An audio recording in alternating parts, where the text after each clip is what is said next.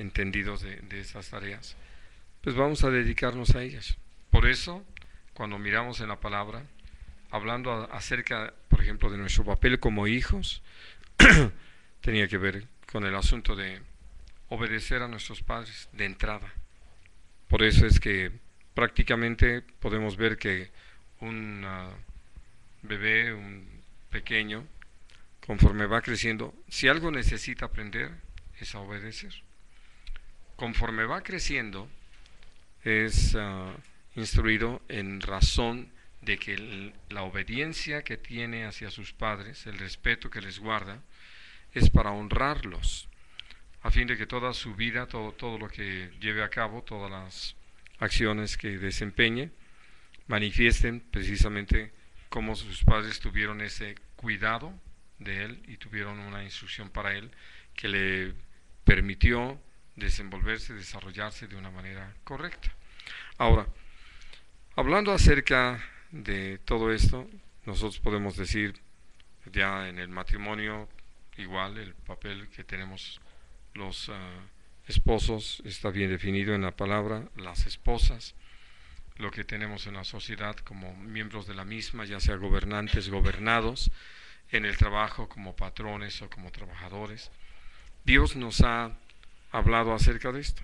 ¿Y por qué menciono estas cosas? Bueno, quiero pedirles que recordemos este pasaje de Romanos capítulo 12.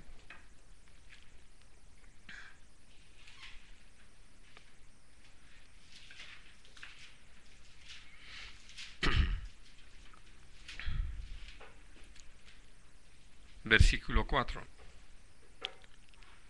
Dice, porque de la manera que en un cuerpo tenemos muchos miembros, pero no todos los miembros tienen la misma función. Así nosotros, siendo muchos, somos un cuerpo en Cristo y todos miembros los unos de los otros. Y entonces, lo que ya alguna vez tuvimos la oportunidad de estudiar es acerca de esos dones que Dios nos ha dado, con los que nos ha capacitado para poder servirle. Y entonces, a la hora que podemos nosotros atender a esta instrucción de parte de Dios, nos damos cuenta de eso.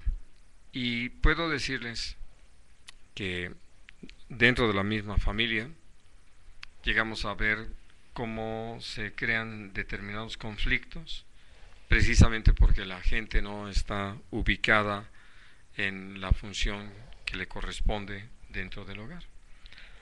De ahí, de lo que hemos llegado a ver de padres irresponsables, esposos irresponsables, de una lucha por el poder, de lugares donde se establece un matriarcado, en fin, desórdenes. O peor aún, donde, como lo dice el libro de Eclesiastés, hogares donde su gobernante, su rey es un niño, que es el niño el centro del universo y todo se hace en razón de él.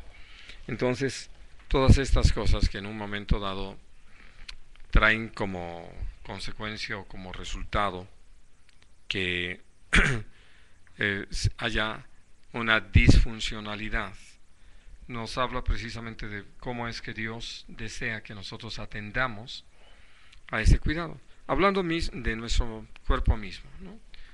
Nosotros podemos percatarnos por lo que ya se ha descubierto. Lo terrible sería que anduviera allí una lucha del páncreas diciendo es que yo realmente me gustaría más ser pulmón.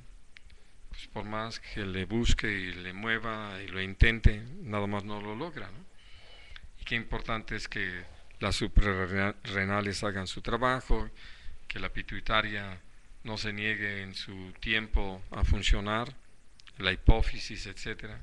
Ya les digo que estos cursos son aparte, pero en fin, el asunto es que nosotros podemos reconocer que Dios nos dio en nuestro cuerpo mismo una lección muy importante, una lección donde Dios lo que desea es que entendamos el valor precisamente de esto, de cómo cada uno de nosotros tiene una función.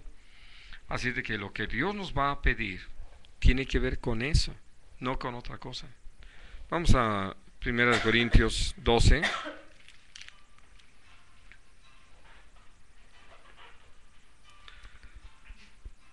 Y vamos a leer a partir del versículo 14.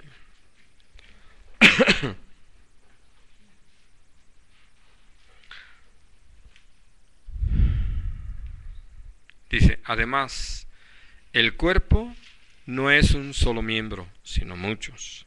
Si dijere el pie, porque no soy mano, no soy del cuerpo, ¿por eso no será del cuerpo? Y si dijere la oreja, porque no soy ojo, no soy del cuerpo, ¿por eso no será del cuerpo? Si todo el cuerpo fuese ojo, ¿dónde estaría el oído? Si todo, si todo fuese oído, ¿dónde estaría el olfato?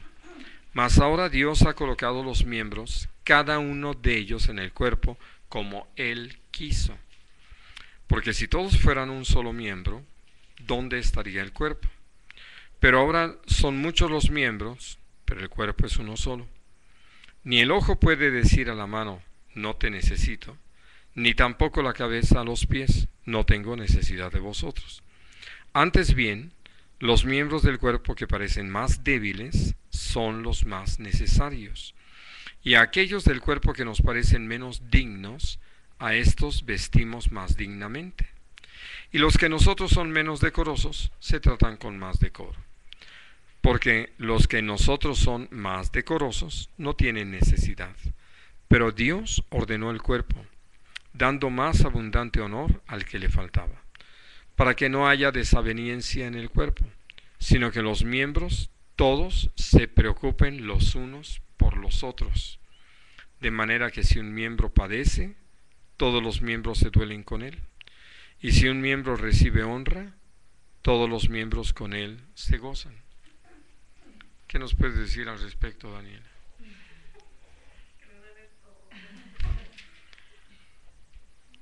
Sí.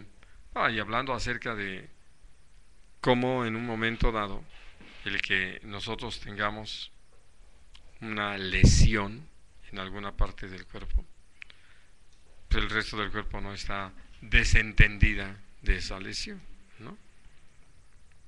Y entonces, aquí, dentro de las cosas que Dios nos enseña y que vienen a ser para nosotros muy preciosas, sobre todo en razón de esta pregunta con la que empezamos estos estudios, ¿qué quieres que haga, Señor? Dios nunca nos va a pedir que nosotros llevemos una carga que no podemos soportar o que realicemos una tarea para la que no estamos capacitados. Ese es nuestro descanso. Por eso, ahora sí que podemos hablar con Él sin temor en ese sentido, porque todo aquello hacia lo que Dios nos dirija siempre va a ser en razón de esto.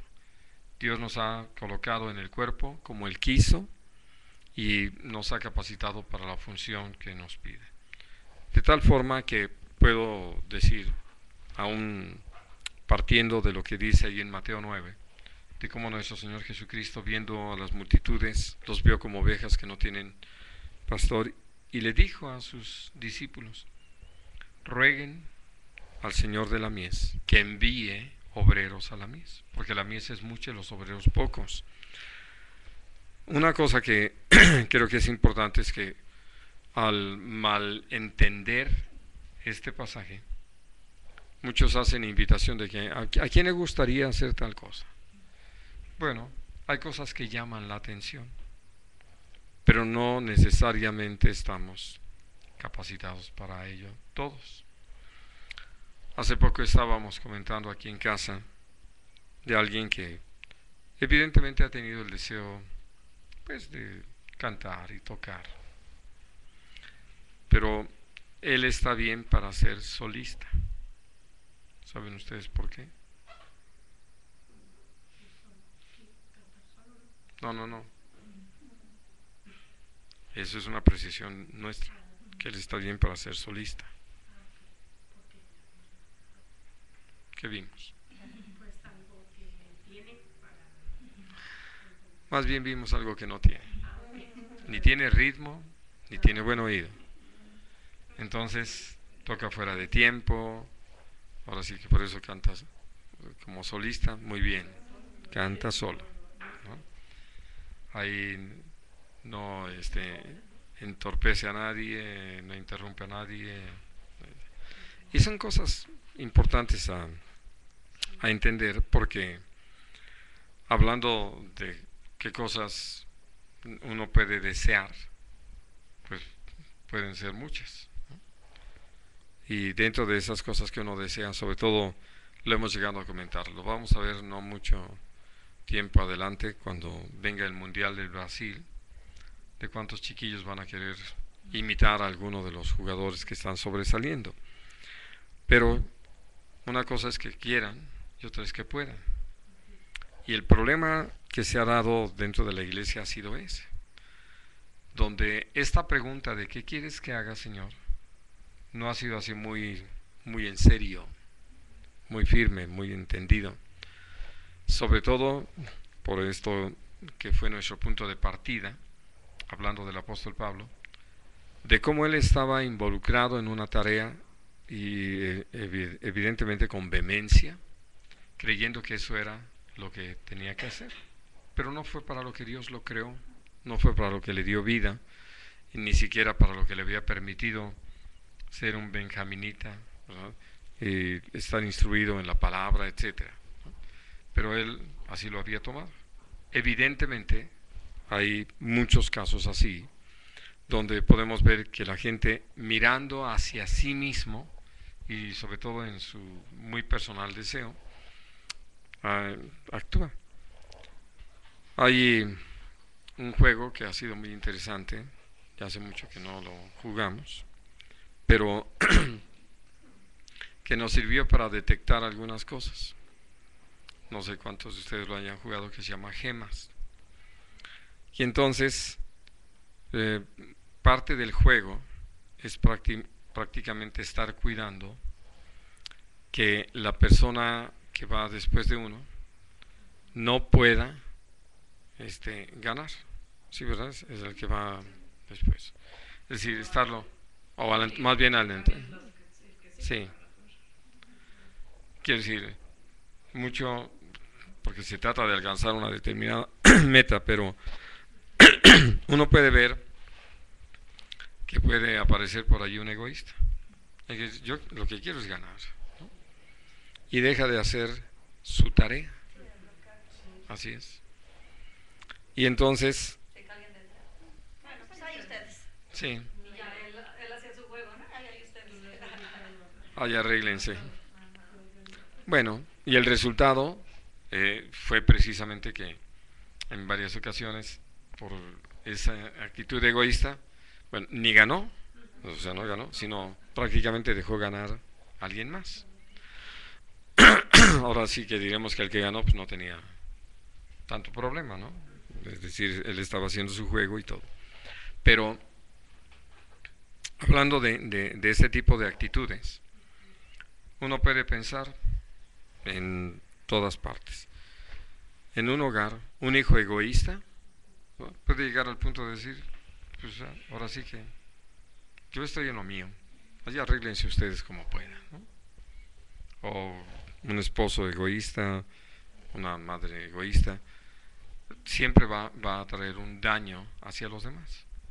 Y pensando lograr algo para sí, es decir, tener un buen efecto, un buen resultado teniendo esta actitud, descubre que no, que finalmente no lo va a satisfacer, no le va a responder a su deseo.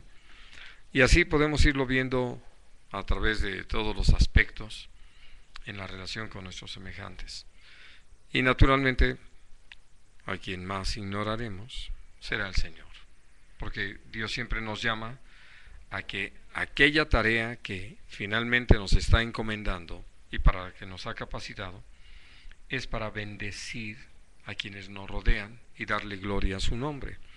Así de que en el momento en que yo me olvido de eso, entonces voy a trabajar de una manera totalmente opuesta. Miren, hay una frase que me llamó mucho la atención en este pasaje y que creo que necesitamos tenerla muy presente. Es ahí al final del versículo 25. Dice, sino que los miembros todos se preocupen los unos por los otros, ¿no? ¿En qué se va a traducir esa preocupación? En algo que tal vez es lo que más hemos enfatizado cuando hablamos de este pasaje. De manera que si un miembro padece, todos aún se duelen con él, y si un miembro se goza o recibe honra, todos se gozan con él, ¿no? Pero hablando de esto, para que yo me preocupe por los demás, es porque me he ocupado de los demás. Es decir, nunca me va a causar preocupación el que alguien esté padeciendo si yo me he mantenido ajeno a él, no me ha importado qué le pasa. Y menos me voy a gozar cuando recibe honra, porque tal vez hasta envidia me dé, ¿no? De que, ¿y ese por qué? Yo estoy aquí. Bueno, y entonces, hablando acerca de esta tarea que finalmente Dios nos asigna, tiene que ver así, insisto, con la función que tenemos dentro del cuerpo, la posición que tenemos ahí, y como usa el Señor estos ejemplos aquí, pues el oído por mucho que se esfuerce no ve, ¿no? Y el olfato por más que agudice no oye, y el ojo también poniendo todo de su parte no escucha. Así de que entonces cada quien a lo suyo, haciendo su labor, ocupado en ellos. Y entonces vamos al versículo 27. Vosotros pues sois el cuerpo de Cristo y miembros cada uno en particular. Y aún os puso Dios en la iglesia, primeramente apóstoles, luego profetas, lo tercero maestros, luego los que hacen milagros, luego los que sanan, los que ayudan, los que administran, los que tienen don de lenguas. ¿Son todos apóstoles? ¿Son todos profetas? ¿Todos maestros? ¿Hacen todos milagros? ¿Tienen todos dones de sanidad? ¿Hablan todos lenguas? ¿Interpretan todos? Procurad pues los mejores dones. Ahora, hablando entonces de esta tarea, lo que Dios nos hace saber es cómo Él ha dado estas diferentes funciones. Funciones que ya, vamos a decir, ya no usando tanto el ejemplo del cuerpo, sino hablando ya de lo práctico en la iglesia, pues hablamos de los apóstoles, de los profetas, de los evangelistas, de los pastores, de los maestros. Hablamos acerca de cada una de las personas que vienen a colaborar en alguna tarea, administrando, ayudando, sirviendo con lo que el Señor les ha dado. Y de eso quiero hablarles más el día de hoy. Sobre todo porque nosotros llegamos a medir el trabajo de los demás en razón del que uno está realizando. Y allí es donde también podemos cometer grandes equivocaciones.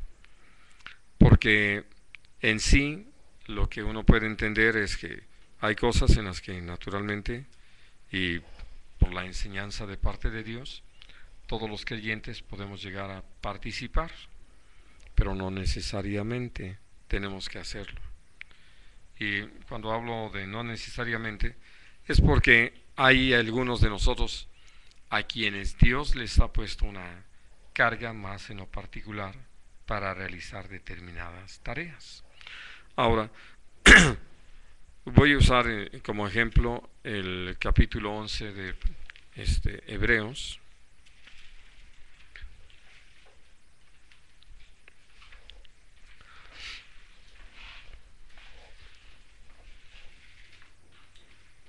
Síguele, antes de Apocalipsis.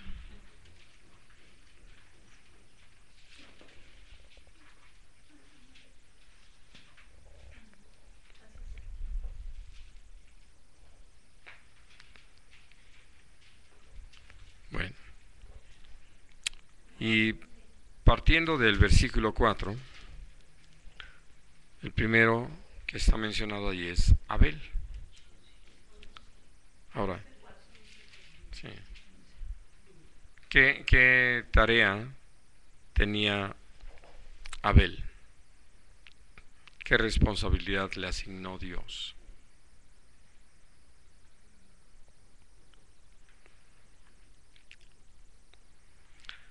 ¿Saben o no saben?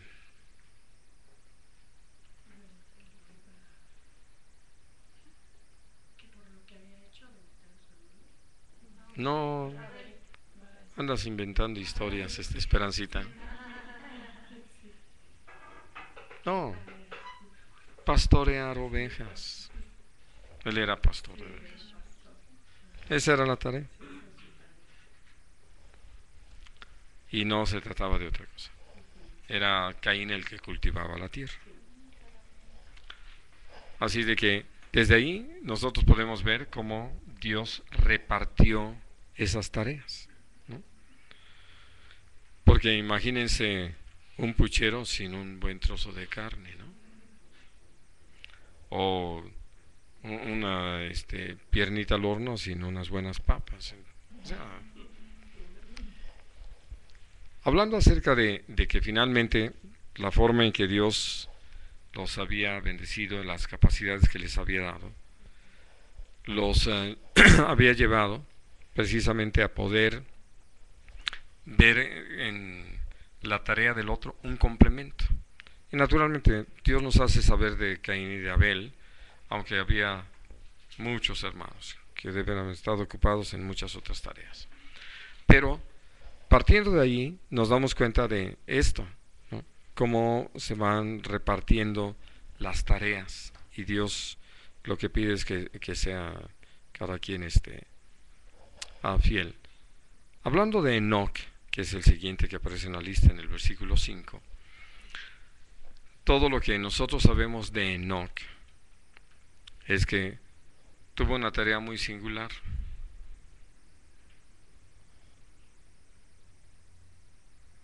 Engendrar a Matusalem, el hombre más longevo en la historia, ¿no?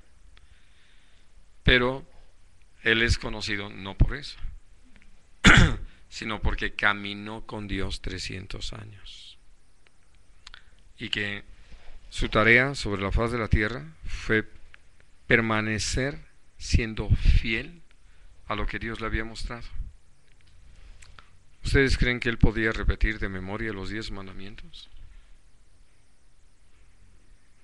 ¿Mm? No, pero no era aprendérselos, a lo mejor sí se los aprendió, pero no era era A ver, Esperancita. Este año es el 2013. Bueno, si me refiero a que no es necesario, o sea, No estoy hablando. Tú piensa, ubiquen las cosas. Tiempo. Claro, puede. Estoy mal. Estoy fuera de. Estás fuera de época. Estoy muy. Así es. Nunca. Ajá. No lo soy yo, no tuvo oportunidad. No era de la época. Y lo menciono precisamente por eso. Porque a veces nosotros hemos querido encuadrar el comportamiento, la conducta de los que leemos aquí, de los que vamos a seguir leyendo, en razón de lo que nosotros sabemos, ¿no? Y por ejemplo nosotros decimos, ay, como Abraham está en la lista de gente de fe cuando allá andaba con su sirvienta, ¿no? Pues no hay ningún problema, es decir, no había una ley, no habiendo ley no se puede imputar pecado. Son de las cosas que tenemos que ubicar. Por eso les decía, ninguno de nosotros es demandado a realizar una labor, una tarea para la que no ha sido capacitado. Y Dios nunca nos va a pedir algo que no nos haya dado con qué. Así de que si no había ley, ¿qué? ¿No? Así es. Por eso necesitamos ubicar mucho estas cosas. Y cuando hablamos acerca de alguien fiel que desempeñó lo que el Señor lo llamó a vivir, podemos entender el por qué aparece aquí, ¿no? Era un hombre en lo que entendía recto, temeroso de Dios, apartado del mal, ¿no? Y usó la forma en que Dios describe a Job, que interesantemente no aparece en esta lista, ¿no? Pero no porque no haya sido un hombre de Dios, sino por algunos ejemplos que Dios quería darnos a través del apóstol. Bueno, ahora, el que sigue es Noé, ¿no? De él creo que sí saben que tenía como tarea